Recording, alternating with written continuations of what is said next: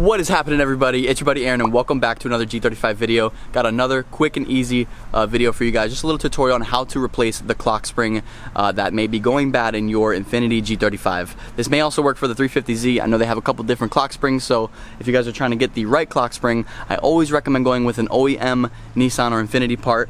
So make sure you call your dealer and give them your VIN number, get the part number. Try to get that part from your local dealership.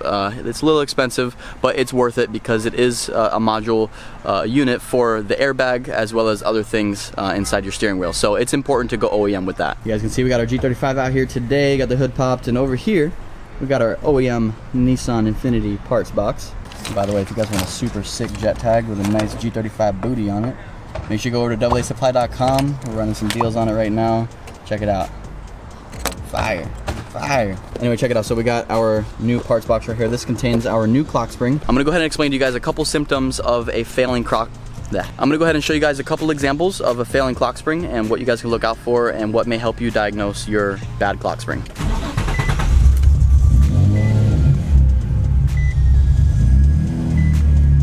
So the number one indicator of a failing clock spring, you guys can see I do have an airbag light right there flashing.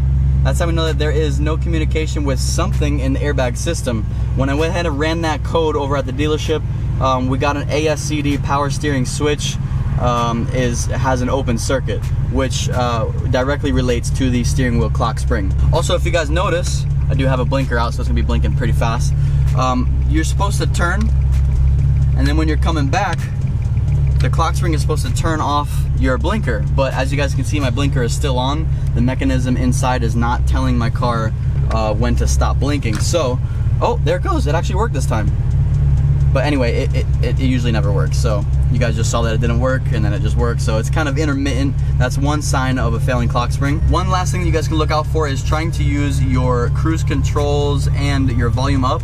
You guys will notice that none of these work. You're supposed to get a light on the dash for cruise control. None of these are working right now. I can't adjust my volume. I can't change my maps with my tune. I can't change my cruise control, and that's because the clock spring is failing. One of the technicians over at Nissan did tell me that you would have to program the new clock spring to the SRS unit. So I'm gonna verify that when I put everything back together. I'm gonna see if that light is still there, and if it is, then I will have to take it to Nissan, have them reprogram it. If not, then I think we might be okay. So guys, once I did end up putting the clock spring in, we installed it. We still had our airbag light on. I took it over to Nissan and I had one of the guys scan it. All he had to do was go ahead and clear the airbag light. He did not have to reprogram the clock spring to the airbag unit. So if you guys have a scanner that is capable of clearing that light, you can go ahead and do it at home. Oh, also, if your horn don't work, it's probably also a failing clock spring or just a bad horn. I also don't have horns, so that's kind of a bad example, but your horn may not work if your clock spring is bad. So how do you change it?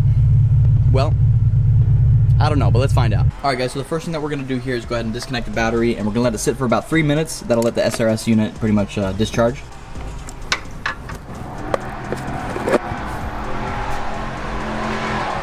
Oh yeah? So now we're pretty much gonna go ahead and get started on removing our steering wheel. If we come over to the side of the steering wheel right here, we're gonna notice this little circle. We're gonna go ahead and just pop out these little circles and remove the, I think it's a 30 Torx bit. Let's go ahead and do that. Okay, so it is not a Torx bit, it's actually a security key, so let's go ahead and grab those. So I got a T30 security key. It's a little different because it has a little circle in the middle.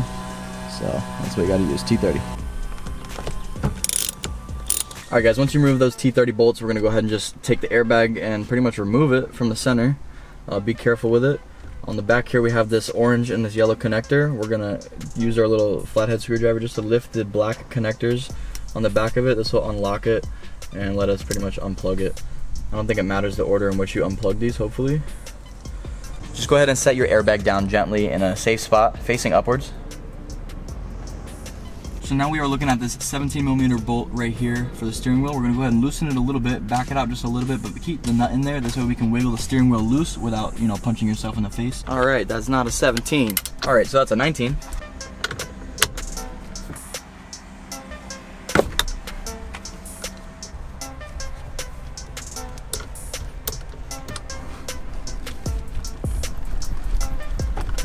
Just like that.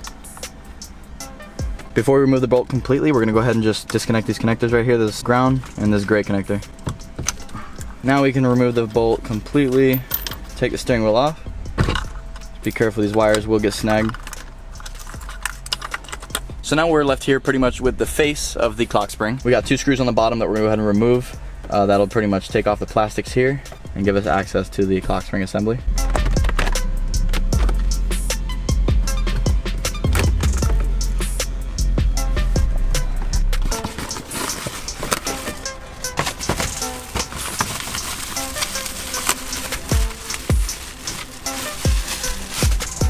Okay.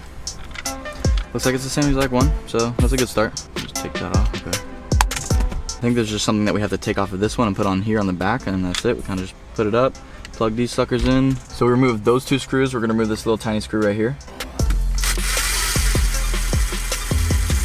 We are gonna be putting that back in, so to not lose it, go ahead and screw it back into this little thing right here. Kind of keep it there. These 2 should slide right off. There's little white tabs. Okay, there's one. There's the other. And then looks like we just got some regular connectors back here. The gray and the yellow. And the white. Alrighty, so we got our old one right here. We got our new one right here. I think we just gotta take off this black cover and go ahead and install it right here. That's about it. Pretty much has everything else that it needs. So yeah, I mean, wait a minute. Oh yeah, this connector is gonna transfer with that black casing. That's why we're transferring that over. All right, makes sense. Let's do it. All right, guys, check it out. So I just took out these 3 little screws that were holding this little back part on. We're just gonna go ahead and transfer it over to the new clock spring. All right, guys, so I got it transferred over to our new clock spring. Just be careful when you guys are transferring it. Make sure you line up this little black tooth right here with the inside of the white part. Otherwise, everything won't line up. So that's all. Put the 3 screws in, and now we're pretty much ready to go ahead and put everything back together. Yo, yeah, we got the gloves on.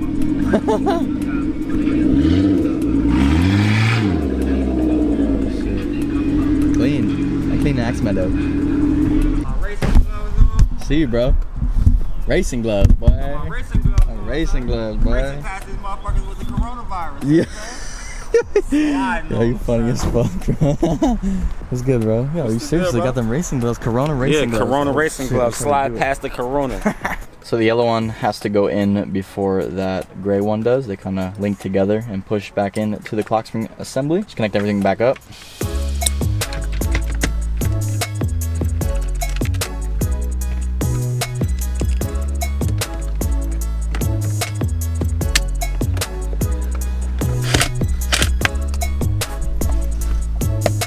Alrighty, so that was pretty easy. Now all that is left, we're gonna go ahead and put the steering wheel back on, make sure it's torqued down, plug in the airbag, put the Torx bolts back in, put the caps back on, and we should be good. Make sure that you do align the steering wheel with the 2 dowels here marked, one on the steering wheel, one on the shaft.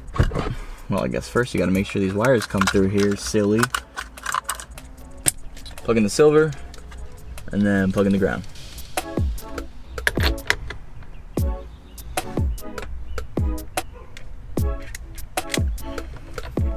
All right, so I got our airbag. We're gonna go ahead and just plug them back in.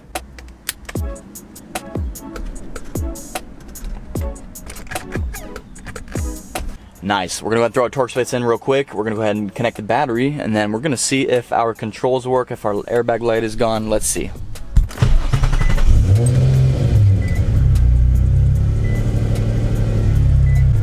Oh shit, cruise control works.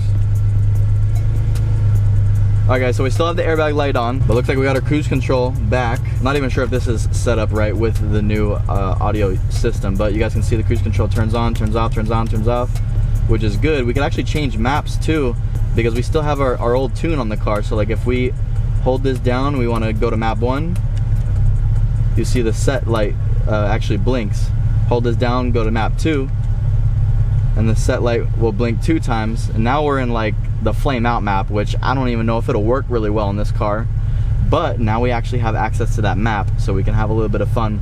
But I definitely want to wait until I get the car tuned before I actually start trying to, you know, spit flames. I'm not definitely not trying to break anything. Definitely needs a nice tune. So let's put it back in map 1. That's awesome. So now that we know that the clock spring actually works, let's go ahead and test. Nice. So blinkers turn off every time. That's perfect. So we know that the clock spring is now fixed.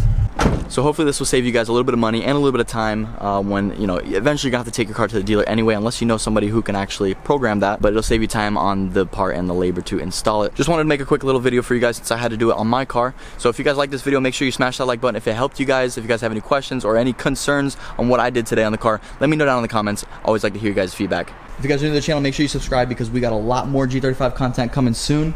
Just a little sneak peek, we got some control arms for days. Control arms for days. Stay tuned because we got a lot of mods coming up and some little akibonos over there. So stick around, stay tuned. I'm gonna see you guys in the next video. Take it easy. Oh, by the way, hit up DoubleASupply.com. Buy some merch. Support your boy over here, the G35 built with a super sick purple engine bay. Come on, guys, please. Every dollar made on the website actually goes 100% towards this build and towards content for you guys. And you guys get some dope little G35 merch out of it. So anyway, catch you guys in the next one. Take it easy.